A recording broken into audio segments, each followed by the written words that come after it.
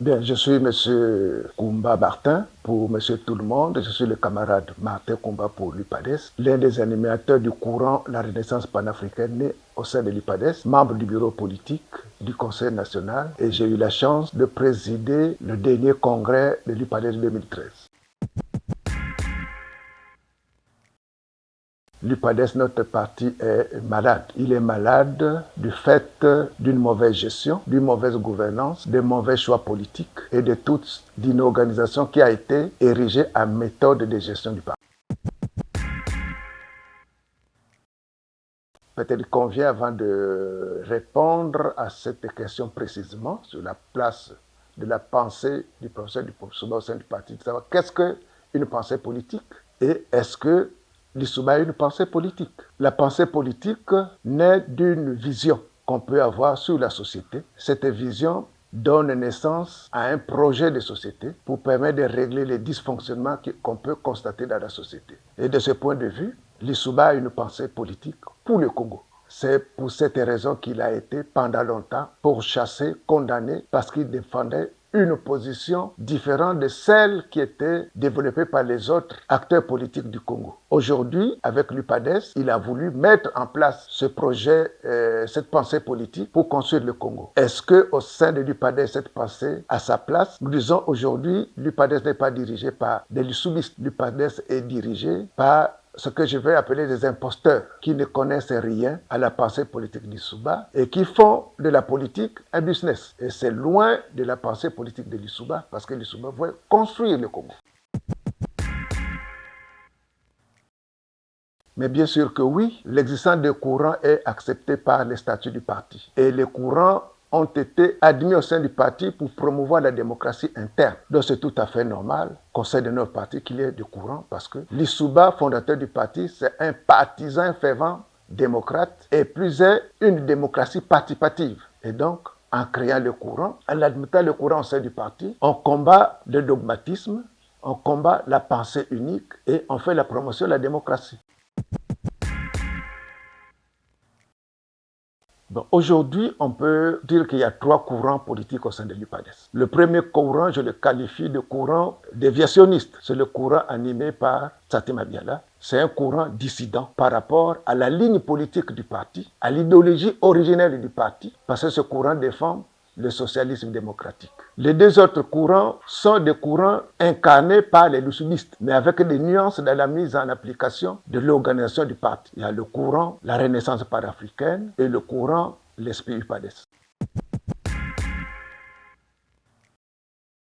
J'allais dire que l'UPADES est devenu une organisation de masse du PCT. Et c'est bien dommage, parce que des mémoires d'hommes, des mémoires de militants, Lissouba lui-même n'a jamais été d'accord avec le PCT. Et il a créé ce parti justement pour faire prévaloir ses idées par rapport à la vision du PCT. Malheureusement, je n'ai pas tort de dire aujourd'hui que l'UPADES est une espèce de section du PCT parce que ceux qui dirigent le parti aujourd'hui l'ont amené dans les bras du PCT sans accord politique. C'est pour cela que les gens disent que nous sommes devenus une section du PCT. Ils n'ont pas tort. Bon, Sonila Boutansi a répondu à un souci, faire prévaloir, rendre hommage au professeur Pascal Lissouba à l'occasion de son jour d'anniversaire. Les militants de Brazzaville ont constaté que la cérémonie organisée par la direction du parti était minable par rapport à la dimension de l'homme. Et les militants de l'UPADES de Brazzaville ont voulu, le 14 décembre, rendre hommage au président fondateur qui le mérite bien. Malheureusement, au moment où nous nous préparions, les dirigeants du parti, et notamment le député Leïda, et bien d'autres, même Satima Biala lui-même, ont envoyé la police nous empêcher de célébrer le procès Pascal Lissouba. C'est quand même inédit qu'un parti interdisent les militants d'exprimer leur militantisme. Ça, c'est un des 2. Et l'objet de la cérémonie, c'était rendre hommage au président fondateur. Est-ce qu'il y avait vraiment faute? Il n'y avait pas faute. Et nous ne comprenons pas cette façon de diriger le parti. Donc, nous avons été empêchés de faire la cérémonie d'hommage au président fondateur parce qu'on se rend compte que la direction du parti ne cherche la mort politique de Lissouba. Il ne faut plus qu'on parle de Lissouba. Nous sommes opposés à cela. il faut bien d'abord que le Congrès se tienne. Parce que dans son discours, à la dernière session du Conseil national, que nous considérons illégal, il avait dit que le Congrès n'est pas la réponse aux problèmes qui minent le parti. Mais si un Congrès n'est pas la réponse aux questions, aux difficultés que traverse le parti, pour lui, il pense que le Congrès n'est pas inutile. Maintenant, par rapport à la pression, il projette un Congrès qui, on ne connaît pas la date, on ne connaît pas l'ordre du jour, et nous ne sommes pas d'accord avec les séances projetées. Pourquoi, pour quelles raisons on doit tenir ce Congrès seulement vers la fin de l'année 2025? Nous voulons un Congrès extraordinaire dans l'immédiat, dans les plus brefs délais. C'est le sens de notre combat. Bien, l'UPADES est un grand parti. L'UPADES a déjà dirigé ce pays. L'UPADES a toujours des ambitions. Nous apprenons par des voies individuelles que l'UPADES n'aura pas de candidat et ils vont soutenir le président Sassou. Je rappelle que nous ne sommes pas en accord politique avec le PCT. Nous n'avons fait aucune alliance avec le PCT. Nous pensons que l'UPADES doit avoir son candidat.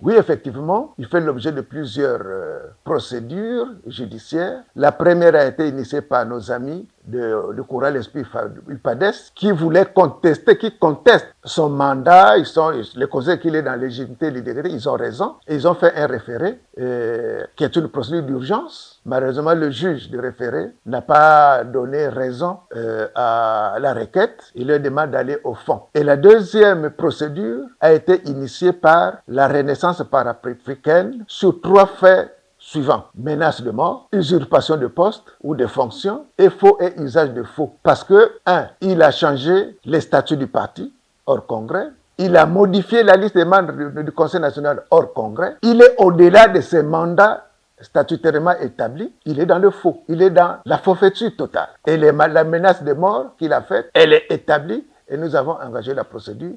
Bon, mais nous espérons que les tribunaux vont jouer leur rôle. Nous voulons 2 choses pour résoudre un problème. Nous voulons un congrès extraordinaire dans l'immédiat et nous voulons qu'on mette à place une commission ad hoc pour organiser et diriger ce congrès parce que la situation est exceptionnelle. Le parti n'a pas de statistiques. Le parti n'est pas organisé sur le terrain. On ne peut pas dire, après 11 ans de tenir le dernier congrès, que nous allons tenir un congrès ordinaire. Il faut bien un congrès extraordinaire et le plus rapidement possible pour nous permettre de régler les problèmes qui se posent au sein du parti. Pas forcément seulement la question électorale, mais aussi la vie du parti comme tel. Nous sommes dans un combat politique. En politique, il y a des hauts et des bas. En politique, le combat est permanent. En politique, il faut éviter de se décourager. Nous invitons tous ceux qui se sont découragés à se relever parce que l'espoir est permis. Nous croyons que Satima Biala a perdu son aura pour continuer à diriger le parti. Nous demandons à tous ceux qui se sont refroidis de revenir au parti parce que s'ils laissent le parti va mourir. Nous avons besoin de voir l'UPADES se relever et mieux s'organiser pour gagner les combats politiques.